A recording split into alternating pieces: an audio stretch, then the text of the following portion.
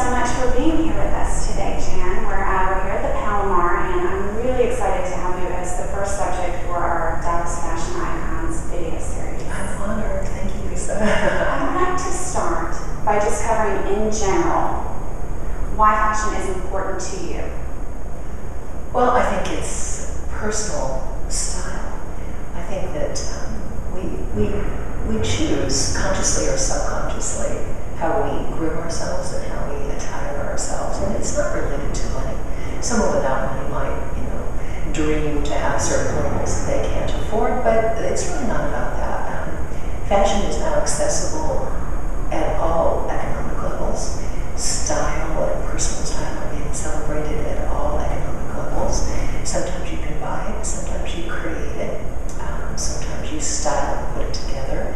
But I think it's relevant to us because it's our armor that we face the world with every day. But if we really want to say fashion matters, you could be the very, scholastic kind of, fashion is whatever. It's like, really?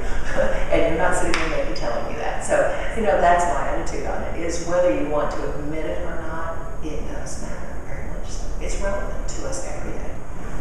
I often hear Dallas has a uniform. Do you think that's true, or is it a misconception?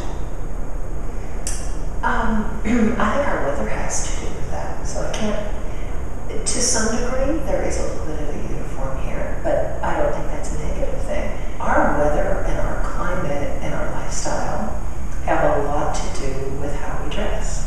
So I don't think it's, I live in Dallas, Texas, I need to look like this. There's not a safety net attached to it. I think it's a practical response. And I also think women in the South do not apologize for wrapping their arms around their feminine sides. And there's nothing wrong with that. It's a tool in life, and why not use all the tools that were granted? So speaking of Dallas fashion, I wanted to talk about another thing that you're known for and that I love about you is that you celebrate young designers and designers who are from Dallas often, or trained here in Dallas at El Centro or at Wade or at the Art Institute.